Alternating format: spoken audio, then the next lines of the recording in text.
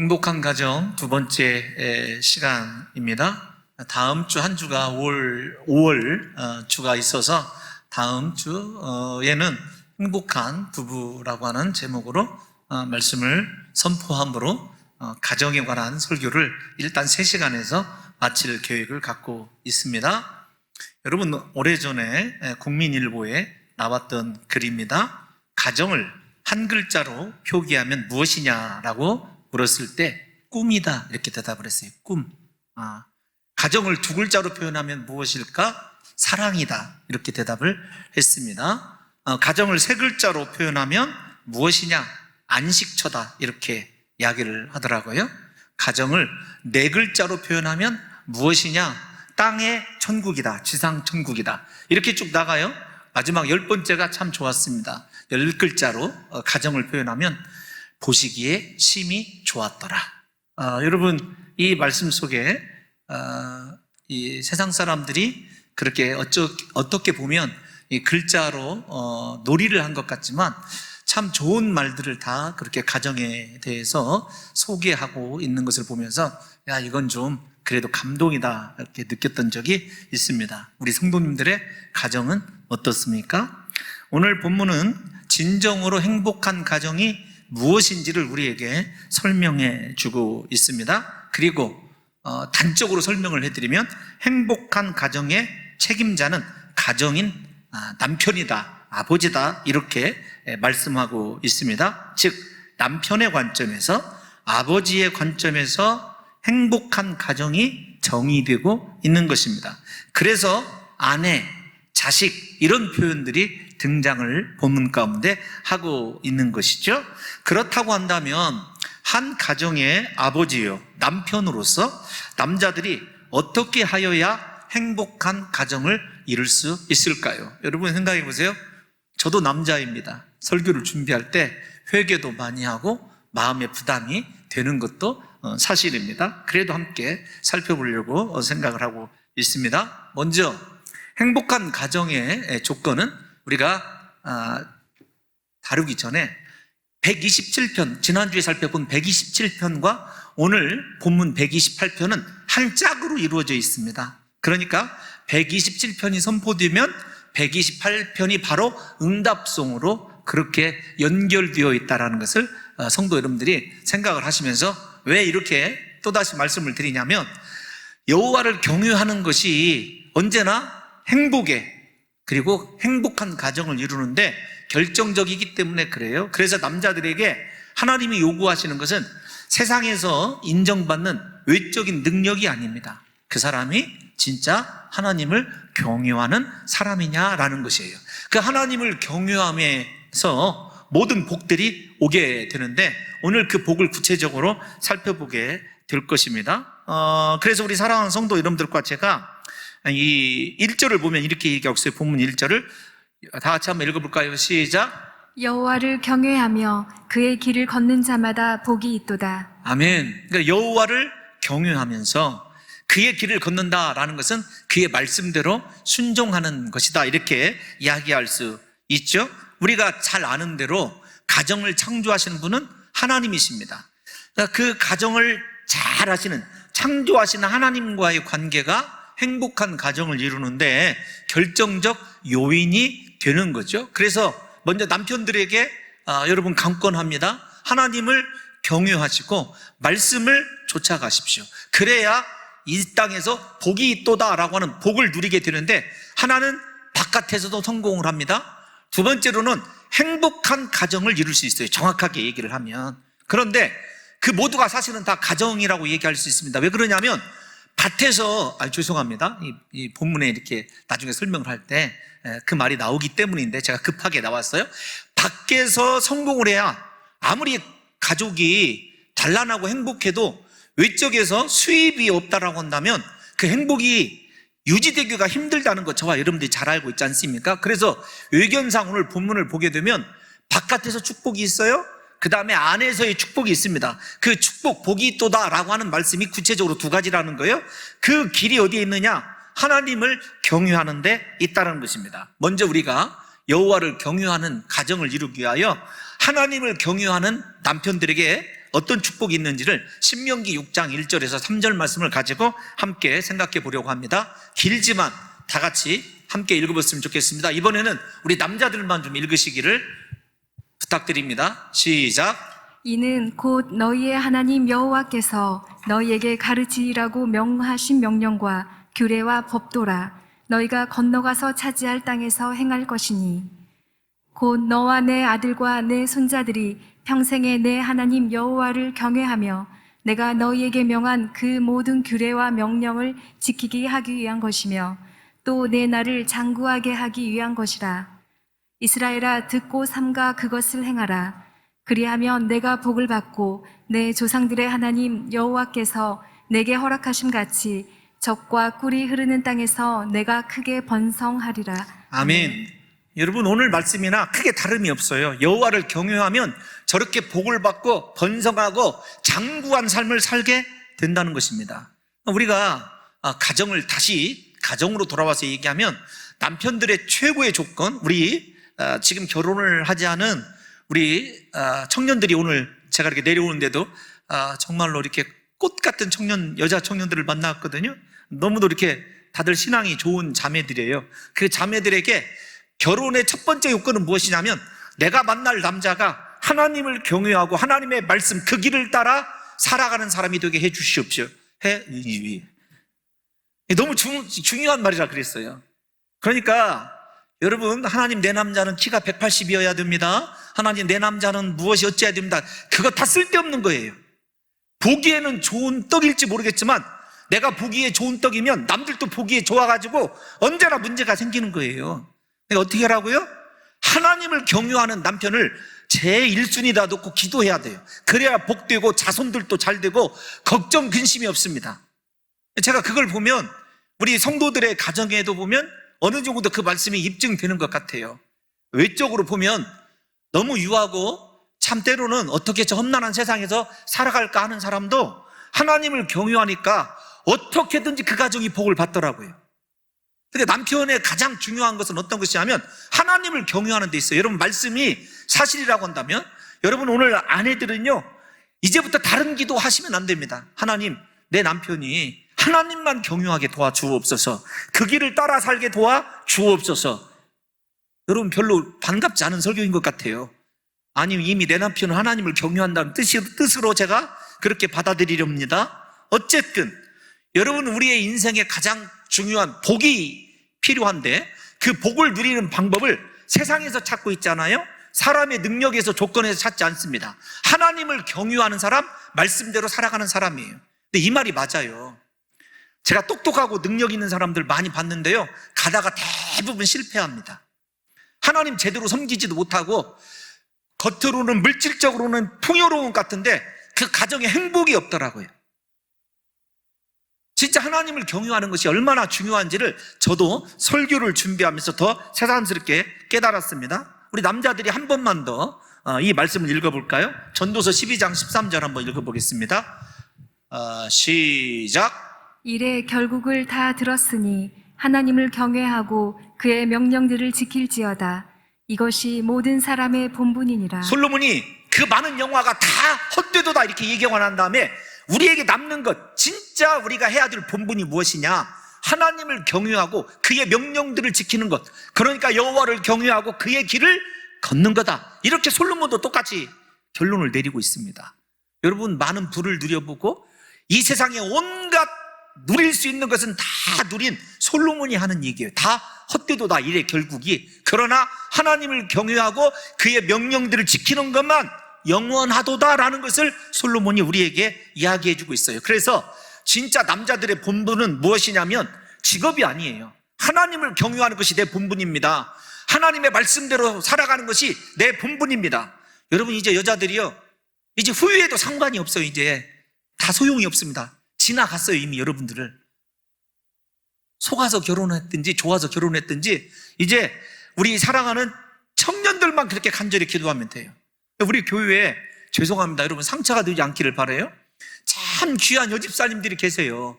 그런데 그 여집사님들의 남편이 하나님을 믿지 않는다든지 믿어도 무슨 떡같이 믿기 때문에 제가 보면 참 그 여집사님들이 아까운 경우가 허다합니다. 아니, 허다하다니. 죄송합니다. 저 오늘 설교 끝나고 나서 앞에 나가서 여러분 돌을 맞지 않을지 제가 걱정이 되기는 합니다만은 사실이에요. 그렇기 때문에 이제부터라도 내 남편이 여호와를 경외하게 해달라고 기도를 해야 된다는 것입니다. 오늘 본문에서도 4절을 보면 이렇게 얘기를 하고 있어요. 4절을 다 같이 한번 볼까요? 시작. 여호와를 경외하는 자는 이같이 복을 얻으리로다. 2번이나 강조하고 있어요. 여호와를 경외하는 것이 이같이 복을 얻으리로다 라고 하는 것은 2절 3절에서 얘기하는 복과 5절 6절에서 이야기하는 복을 싸잡아서 이야기하는 말씀입니다. 그런데 4절을 원문으로 보면 빠져있는 단어가 하나 있어요. 어떤 것이냐면 보라라는 말이 빠져있어요. 우리말 번역을 하면서 보라, 여호와를 경외하는 자는 이같이 복을 얻으리로다. 그러니까 시편 기자가 행복한 가정을 이야기하기 전에 가장 중요한 것, 여호와를 경외하는 것이 하나님의 원하시는 복된 가정을 이룰 수 있는 비결이다라고 하는 것을 이야기하고 있다는 것입니다. 행복한 가정은 가장들이 진정한 믿음의 사람, 하나님을 경외하고 말씀을 쫓아서 하나님의 길을 따라갈 때에 하나님께서 복을 주신다는 거예요. 그 복을 여러분 제가 오늘부터 같이 지금부터 생각해 보려고 그래요. 첫 번째로 외적인 밖에서 하는 복을 받습니다. 2절을 한번 읽어볼까요? 앞에서 설명해 드렸어요. 이 복이 있어야 행복한 가정을 유지한다고. 시작. 내가 내 손이 수고한 대로 먹을 것이라. 내가 복되고 형통하리로다. 계속해서 후렴구처럼 나오는 말이 무엇이죠? 복이 있도다라는 말이에요. 복이 있도다. 여호와를 경외하는 것이 이렇게 중요한 것입니다. 여기 여러분 바깥에서 얻을 수 있는 복의 핵심이 무엇이냐면 네 손이 수고한 대로 먹는다는 거예요. 이 말은 조금 많은 것을 함의하고 있습니다. 첫 번째로 여러분 생각해 보십시오. 일할 수 있는 곳이 있다는 말이기도 하고 그 일을 할 수 있는 건강이 있다는 말이에요. 수고할 수 있는 건강이 있다는 말입니다. 그러니까 하나님을 경외하는 사람에게 하나님은 일터를 주셔요. 그러니까 우리 사랑하는 청년들이 나는 직장이 없어요. 걱정할 필요가 없어요. 진짜 하나님을 경외하는 믿음을 가지고 자신의 일을 열심히 개척하는 것이 중요합니다. 문제는 자신의 직장을 위해서 하나님을 경외하는 일을 포기하는 것이 문제예요. 무엇이라고요? 하나님을 경외하면서 자신의 앞길을 개척해 나가는 도전 정신이 함께 어우러져야 된다는 것입니다. 뿐만 아닙니다. 여러분 이렇게 일할 수 있는 직장이 허락되어지고 수고할 수 있는 건강을 하나님이 주실 뿐만 아니라 게다가 수고한 대로 열매를 거두며 그 열매를 누릴 수 있는 복을 하나님이 주시는 거예요. 그러니까 생각해 보십시오. 이 세상이 만만치 않은 이유가 어디에 있죠? 남자들이 그렇게 돈을 벌고자 노력하고 수고해도 씨를 뿌려도 그것들이 다 거두어지지 않는다는 데에서 이 세상을 살아가는 데 어려움이 있는 것 아니겠습니까? 그런데 하나님을 경외하는 사람은요 심는 대로 거두어요. 그가 무엇을 하든지 하나님께서 복을 주신다는 말이거든요. 부디 우리 사랑하는 이 시간에 예배를 드리는 가장들이요 이 복이 임하시기를 예수님의 이름으로 축원합니다. 여러분들이 지금부터 하는 일 수고한 대로 거두게 되는 역사가 있게 될 줄로 믿습니다. 인생 이런 말입니다. 어떤 것이냐면 목사가 이런 저속한 표현을 들어서 죄송한데 우리 남자들이 그렇게 하나님을 경외하면서 일을 할 때 제가 저속한 표현을 쓴다고 그랬는데 앞으로 남고 뒤로 미친다라는 그런 표현이 있어요. 앞에서 볼 때는 그 사람 화려한 것 같아요. 근데 뒤로 남아지는 것이 없어요. 그 말이 아닙니다. 성경은 그 사람이 하는 일이 비록 어떻게 보면 인간적으로 볼 때 시원치 않아 보여도 하나님께서 그 사람을 정말로 필요한 복들로 채워주신다는 말이에요. 그러니까 이 복이 필요하다고 느껴지시는 분은요 인생의 우선순위를 바꿔야 돼요. 무엇을 해야 된다고? 남자들이 하나님을 경외해야 돼요.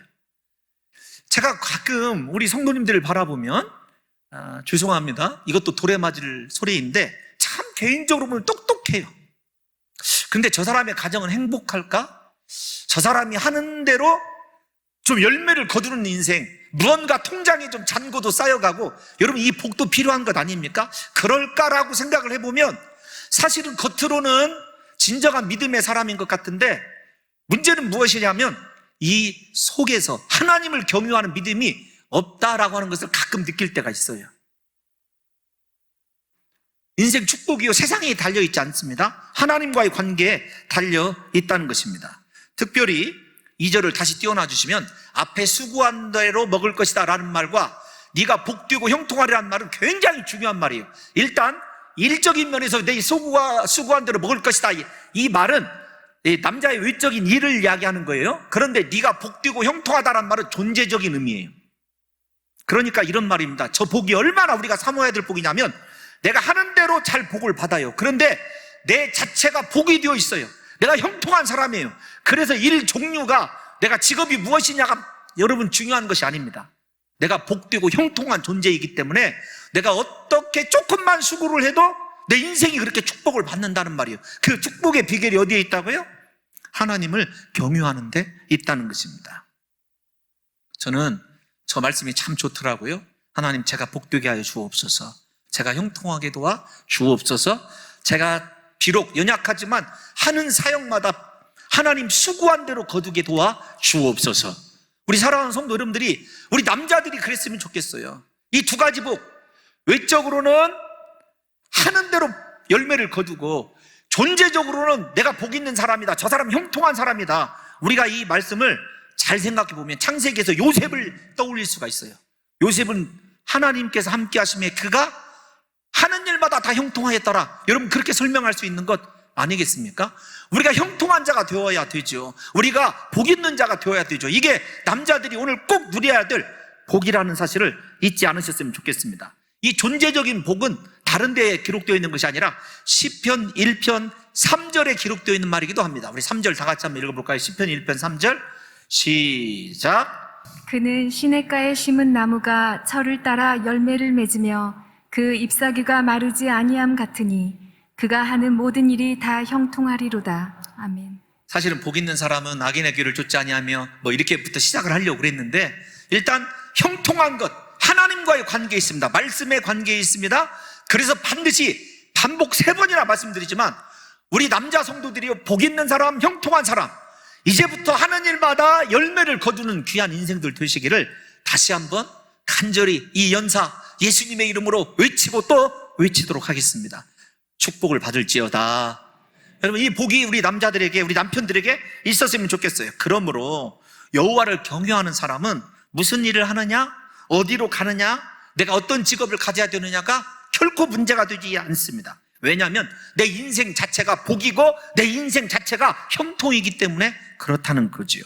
그렇다고 한다면 사랑하는 성도 여러분들과 제가 언제나 이 축복을 받기 위하여 하나님을 경외하는 그런 복된 믿음을 갖는 것이 중요한 것 아니겠습니까? 때로는 하나님을 경외하면서요, 인생이 비록 얻어지는 것이 적을 수도 있어요. 어떤 때는요, 우리 다 같이 잠언 15장 16절 한번 읽어볼까요? 그래도 행복이 있습니다. 시작. 가산이 적어도 여호와를 경외하는 것이 크게 부하고 번뇌하는 것보다 나으니라. 아멘. 비록 가산이 적을 수도 있어요. 그런데 여호와를 경외하는 사람이 무엇이 없냐면 번뇌가 없어요. 그 사람은 하나님을 경외하기 때문에 걱정과 근심이 없어요. 그러니까 가정의 행복이 남자들에게 달려있는데, 우리 가정이 조금, 우리 여성들이 생각할 때 이게 원래 좋지 않은 표현이라고 그래요. 남자, 여자 이런 말을 하지 않아야 된대요. 이거 뭐라고 얘기를 할까요? 여집사님들, 여성도님들, 이렇게 얘기를 할게요. 여성도님들. 우리 여성님들 생각할 때 왜 내 인생이 이런가? 사실은 여러분 2가지예요. 첫 번째로는 내 남편을 내가 변화시키지 못했다는 것. 2번째로는 어떤 것이냐면, 이 말씀은 다음에 드리도록 하겠습니다. 행복한 부부 시간에. 궁금해서 죽으라고. 안으로 받는 복을 한번 생각해 볼까요? 안으로 받는 복. 내적인 복이 있어요. 그건 어떤 복이냐면, 일단 3절 말씀을 띄워놔 주십시오. 시작. 내 집 안방에 있는 내 아내는 결실한 포도나무 같으며 내 식탁에 둘러앉은 자식들은 어린 감람나무 같으리로다. 아멘. 여호와를 경유하는 사람이 아내를 변화시켜요. 그러니까 우리 남자들이 여자를 힘으로, 그 다음에 어떤 세상의 조건으로 아내를 설득시키거나 변화시키려고 한다는 것은 어리석은 짓입니다. 아내가 우리를 힘들게 할수록 남자들이요, 벽을 향하여 하나님께 기도하십시오. 하나님, 차라리 내가 이 벽하고 사는 짓을 하겠습니다. 이런 기도를 드리라는 것이 아니라 하나님을 경외하는 것이 중요해요. 죽어도 아내의 그 성격 못 변화시켜요. 가정에 들어가서도 위험해지네. 설교 끝나고 문 밖에 나가서 우리 남자 집사님들에게 돌을 맞을까 위험한데, 이제 가정에서도 위험해져요. 여러분 정말입니다. 아내 절대로 못 바뀌어요. 그런데 내가 하나님을 향하여 경유하는 삶을 살아가고 복되고 형통하면 아내가 어떻게 변하냐면 결실한 포도나무가 돼요. 근데 이 결실한 포도나무는 이런 뜻입니다. 이보다 더 좋을 수는 없다. 여러분 이 포도나물이 이영식 장로님 잘 아시지 않습니까? 이 자라는데 얼마나 많은 수고를 아껴야 하지 않습니까? 그래서 포도나무의 최고의 목적은 무엇이죠? 아주 포도송이가 주렁주렁 잘 맺는 거잖아요. 그러니까 내가 하나님을 경유하면 우리 사랑하는 아내의 모든 생명 능력이 이렇게 풍부해지는 거예요. 그래서 어떤 것이냐면 더 이상 바랄 것이 없는 상태, 아내에게. 저도 이렇게 한번 살아봤으면 좋겠어요. 아예 목숨을 내놓고 설교를 하고 있는 거나 마찬가지거든요. 아내가 결실한 포도나무다. 이건 최고의 행복. 아내를 바라볼 때 더 이상 아내에게 뭘 원할 것이 없는 거예요. 여러분 지금 우리 성도님들이 같이 이렇게 아내하고 예배를 드리시는 분들이 많이 계신데 한번 쳐다봐 주세요. 그리고 이렇게 얘기하십시오. 당신은 결실한 포도나무 같아. 시작. 다들 힘들어 하시죠?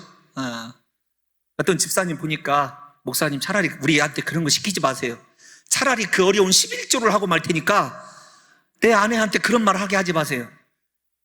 방금 어떤 가정에서는 결실한 아내에게는 맞는데 그 결실이 다른 데에서 결실을 맺고 있어요. 전부 다 배로 쳐다보지 마시고 이거 심각하게 다시 생각하세요. 그러니까 최고의 행복이 아내가 변화되고 아내가 능력이 있고 아내가 탁월한 걸 기대하는 남자는 다 도둑이에요. 왜냐하면 내가 하나님을 경유하면 내 아내는 다시요 이보다 더 좋을 수는 없어요. 이보다 더 완벽할 수가 없는 상태가 이루어지게 되는 거예요. 그것이 여호와를 경유하는 남자들에게 하나님이 주신 복이에요. 이걸 다르게 여자들에게 여성도님들께 말씀을 드리면 이런 것입니다. 하나님, 내 인생이 최고의 행복을 누리는데 내 남편에게 달려있는데 내 남편이 하나님 경유하게 도와달라고 얼마나 기도해야 될지를 우리 사랑하는 성도들이 다시 한번 교차적으로 생각해 볼 필요가 있어요. 특별히 성경에서 포도나무는요 기쁨을, 행복을, 만족을 뜻하는 거예요. 포도 열매가 그것을 뜻합니다. 그래서 옛날에 저도 우리 봉동중앙교회 부임했을 때 옛날 나무 강대상에 무엇이 이렇게 새겨져 있었냐면 앞에 기억나세요? 포도잎과 포도 열매가 새겨져 있었어요. 이스라엘 백성들에게 없어서는 안 되는 것이 포도입니다. 그러니까 인생의 행복, 기쁨은 이 포도 열매가 상징하기 때문에 아내를 통하여 여호와를 경유하는 남자가 얻는 행복과 기쁨이 얼마나 위대한 것인가를 결실한 포도나무 같다 이렇게 표현을 하는 거예요. 우리 사랑하는 남편들에게 오늘 집에 들어가셔서 아내를 바라볼 때 결실한 포도나무를 바라보는 것 같은 행복한, 왜 우리 남자들께 얼굴에 성을 내시고 저를 곧 잡아먹을 듯 싶습니다. 여러분 꼭 그렇게 선포하시고 느끼실 수 있는 하나님의 복이 임하시기를 예수님의 이름으로 축원합니다. 안에서 아내가 그렇게 복된 존재이고 만족과 기쁨을 주고 더 말할 필요가 없는 상태가 내가 하나님을 경유함 때문에 이루어지는 거죠. 두 번째, 자녀들의 복이 있습니다. 그런데 본문에 보면 가장의 모습이 어떤 것이냐면 본문을 띄워놔십시오. 식탁이란 말이 등장을 해요. 유대인들에게 식탁은요 얼마나 중요한지 몰라요. 사랑하는 남편들이요 어디로 돌아오셔야 되냐면 행복한 가정을 이루기 위해서는요 여러분들의 자녀를 복되게 하기 위해서는요 식탁으로 돌아오셔야 돼요. 식탁으로. 미국 어머니들이요 어머니날 소원을 얘기를 했어요. 어머니날 갖고 싶은 소원이 무엇이었을 것 같아요? 다른 것 없습니다. 어머니날 이 실제 있었던 여론조사에서 무엇을 원하십니까? 그랬을 때 저는요 우리 가족들과 저녁 식탁, 근사한 저녁 식탁을 갖는 것이 소원이에요가 대다수를 차지했습니다. 여러분 영어로 그래서 저녁 식탁을 특별히 얘기할 때 이렇게 얘기한대요. Break bread together. 무엇이냐면 함께 빵을 떼는 사람. 그러니까 가족을 얘기할 때 그렇게 얘기한다는 거예요. 그래서 식탁이라는 말은 굉장히 중요한 의미를 가지고 있어요. 유대인들은 식탁에서 모든 교육이 이루어지고 식탁에서 모든 꿈들이 함께 논의가 되어진다는 그런 말이 있습니다. 잘못했습니다. 그렇다고 저를 이렇게 되지 않는 영어 썼다고 이렇게 혼을 내시다니.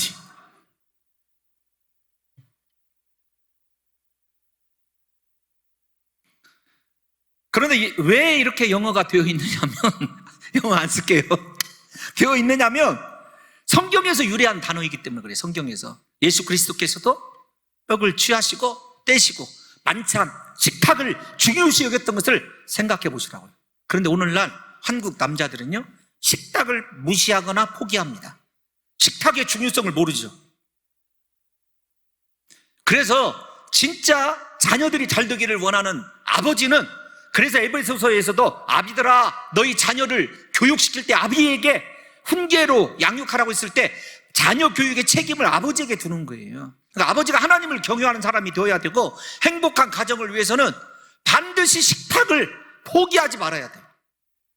저녁에 세상에서 약속 있는 사람들이요, 지금 몇 푼의 돈과 몇 푼의 사교성 때문에 인생의 가장 중요한 농사인 자식 농사를 버리고 있고 자식 농사를 무시하거나 포기한 사람이에요.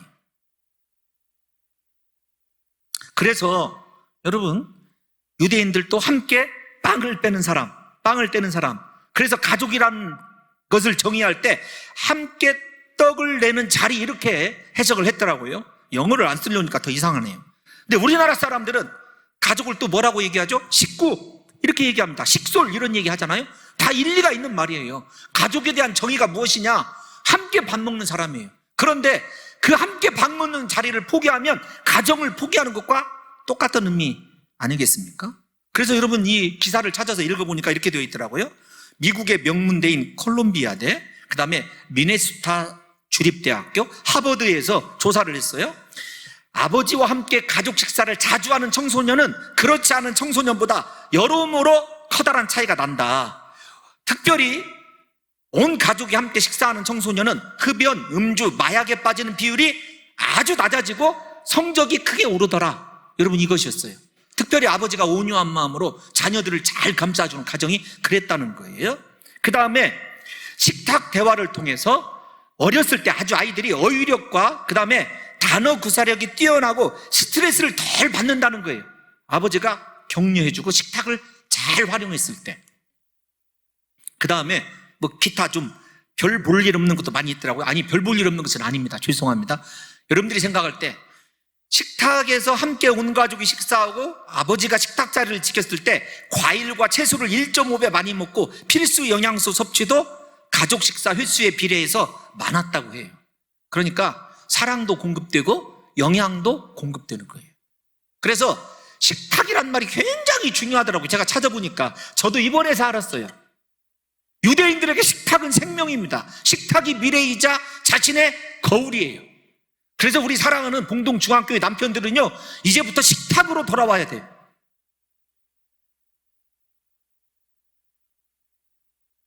헬로? 다 일어나 계시죠? 다시 한번 아멘을 하십시오. 식탁으로 돌아오시기를 예수님의 이름으로 축원합니다. 여자들이 아멘할 줄은 몰랐습니다. 여러분, 이처럼 식탁은요, 굉장히 중요한 의미를 갖고 있어요. 그래서 이 조사가 나간 이후에 미국의 뉴욕타임즈가 조사를 했어요. 이 근거를 가지고. 그런데 그 이후로부터 가족 식탁을 지키는 가정들이 많아지기 시작했다고 보도하고 있어요. 실화예요, 실화. 심지어는 뉴욕타임즈가 이렇게 보도를 했더라고요. 가족과의 식탁, 자녀와의 저녁 식탁을 위해서 직장을 그만둔 사람들도 생겨나기 시작했다. 그러니까 밖에서 아무리 내가 능력을 발휘하기 위하여 저녁을 포기하고 노력해도 원하는 만큼 열매를 얻지 못하고, 죄송한 표현입니다, 자식 농사도 실패하더라는 것이에요. 이처럼 중요한 식탁에 누가 둘러앉아 있냐면 어린 아이들이, 어린 자녀들이 둘러앉아 있죠. 그런데 이 감람나무를 우리가 다른 말로 올리브인 줄 아시죠? 옛날 성경에서는 감람나무이지만 현대는 올리브예요. 그런데 이 자녀를, 아내는 포도나무요, 결실한 포도나무요, 자녀를 어린 감람나무다 비유하고 있어요. 유대인들에게 가장 귀중하게 쓰이는 기름이 바로 이 감람나무요, 올리브유예요. 우리가 올리브유 식탁 식탁에서도 잘 쓰죠. 그런데 고대에서는요, 치료제도로 썼고, 그 다음에 왕의 대관식이나 선지자를 기름 부을 때나 다 이 감람나무유, 올리브 기름이 사용된 것을 생각해 보십시오. 그러므로 자녀들이 어린 감람나무라는 말은요, 그들이 이 세상에서 쓸모 있는 자일 뿐만 아니라 가장 존귀한 자로 자라게 된다는 것입니다. 또한 이 올리브 나무는요, 이스라엘 백성들에게 평화를 상징하는 나무예요. 이 평화를 상징하는 나무인데 사시사철 푸르기 때문에 뭐 그렇다라는 말이 있더라고요. 그래서 이 어린아이들이 평화를 누리고 살아간다는 거예요. 평생을 주님이 주시는 샬롬을 누리며 살아간대요. 감람나무로 비유한 이유가 그것이에요. 그러니까 우리 자녀들이 걱정 근심 없이 하나님 안에서 평안하게 살아가는 것, 부모의 가장 큰 소원 아닙니까? 저도 이 말씀이 제게 이루어지기를 제 스스로 축복합니다. 그리고 여기 어린이란 말은요, 원래 이렇게 번역이 되어야 됩니다. 어린 싹, 감람나무의 어린 싹 같은 자녀, 이렇게 표현을 해야 돼요. 어린 싹이라고 하는 것은 무엇이죠? 미래가 있는 거죠. 소망이 있는 거죠. 그러니까 자녀들을 바라볼 때마다 식탁에서 하나님이 주신 평안과 이 아이들을 위하여 하나님이 주신 평안과 그 아이들의 미래가 소망으로 가득 찬 것을 보게 돼요. 언제? 내가 하나님을 경외하고 내가 베푼 식탁에서 매일 자녀들을 꾸질하면서 야, 라떼는 말이야 부터 시작해서 나는 그렇게 공부 안 했다.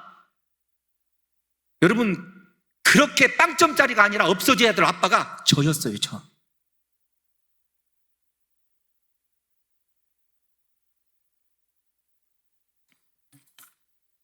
여러분, 자녀들이 어린 감람나무 어떻게 쓰실지 하나님이 귀하게 쓰시는데 그 안에 평안도 있고 하나님의 기대가 있고 소망이 있는 것, 그것이 하나님을 경유하는 식탁에서 베풀어 주시는 하나님이 주시는 복이라는 거예요. 뿐만 아닙니다. 하나만 더 얘기를 할게요. 감람나무는 설령 베어진다고 하더라도 베어진 그루터기에서 새로운 싹이 바로바로 난대요. 그러니까 절대로 망함이 없는 자식이에요. 그러니까 이 자식은 절대로 망하지 않는다는 거예요. 두 번째, 또 이 해석을 보니까 우리가 창세기 8장을 보면 하나님께서 홍수로 심판하셨을 때 노아가 이제 물이 빠졌나 안 빠졌나 비둘기를 볼 때 마지막에 물이 빠졌을 때 물고 온 나무 잎이 어떤 나무 잎이죠? 올리브 나무 잎이죠. 감람나무 잎이었어요. 그러니까 어떤 환경에서도, 사막에서도, 그 다음에 그 수중에서도 생존한다는 거예요. 그러니까 어떤 것이냐면 내가 하나님을 경유하고 식탁에서 여호와의 말씀으로 가정을 꾸리면 내 아들이 사막에 있든지 물속에 있든지 그 아들은 산다는 거예요. 그 축복이 저에게 있더라고요. 저에게 여호와를 경유하면, 죄송합니다, 저 축복이 있다고 하니까 여러분들이, 그 축복의 비결이 남자들에게 있더라고요. 남편들에게. 그러니까 자식들 보고 공부 안 는다, 너는 인생을 어떻게 살려고 그러냐, 너는 어떻게 그렇게 하는 일마다 그 모양이냐, 꼭 지영이만 닮아서. 여러분, 이런 말 하지 말아야 된다는 거예요.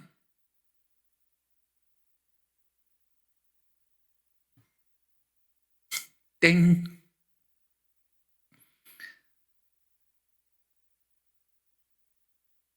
우리 학생들이 아이폰 지금 메시지 오고 있어요. 너 뭐더냐? 지금 빨리 집으로 와라.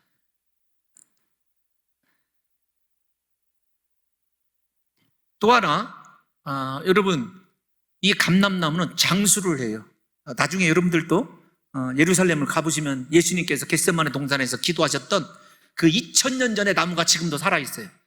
그러니까 이스라엘에 가면 2000년 넘은 수령을 가지고 있는 이 나무가 비일비재해요. 올리브 나무가. 제가 언젠가 한번 남원에 갔는데 수령 300년 됐다고 보호수로 지정해 놨더라고. 이스라엘에 가면 300년은 손자야, 손자. 애기예요, 애기. 생각해 보세요. 그 감람나무로 비유한 이유가 모든 선하고 복되고 평안을 누리고 강건하고 어디에서든지 살아나고, 그래서 유대인들이요, 지금도 그런 것 같아요. 그냥 이건 실화입니다. 팬티 하나만 입고 수영을 해서 미국 항구에 도달하면 어떻게든지 유대인들이 부자가 되고 살아나는 건 이유가 여기에 있는 것 같아요. 왜? 하나님을 두려워하기 때문에, 경외하기 때문에. 그러니까 자녀들 부지런히 학원 다니는 것 중요합니다. 그거보다 더 중요한 것은 내가 하나님을 경외하는 사람으로서 식탁에서 어떤 축복의 메시지를 베푸느냐가 훨씬 더 중요하다는 사실을 잊지 마시고, 사랑하는 아버지들이여, 식탁으로 돌아오십시오. 그것이 미래에는 훨씬 더 잘했다고 생각되는 일이라는 것을 나중에 여러분 느끼면서 그렇게 속상해하지 마시고 꼭 지금 돌아오시기를 예수님의 이름으로 축원합니다. 거기에다가 5절을 보면 5절 말씀, 이제 2절만 빨리 할게요. 시작. 여호와께서 시온에서 내게 복을 주실지어다. 너는 평생에 예루살렘의 번영을 보며. 이제 내가 지극히 누리는 영적인 복이에요. 외적인 복, 내적인 복, 영적인 복이 어떤 거냐면 여호와께서 시온에서 내게 복을 주시다. 이 말은 굉장히 중요한 말인데 어떤 것이냐면 이스라엘은요, 영적인 의미의 시온을 예배하기 위해서 각 지파에서 막 올라와야 돼요. 근데 생각해 보세요.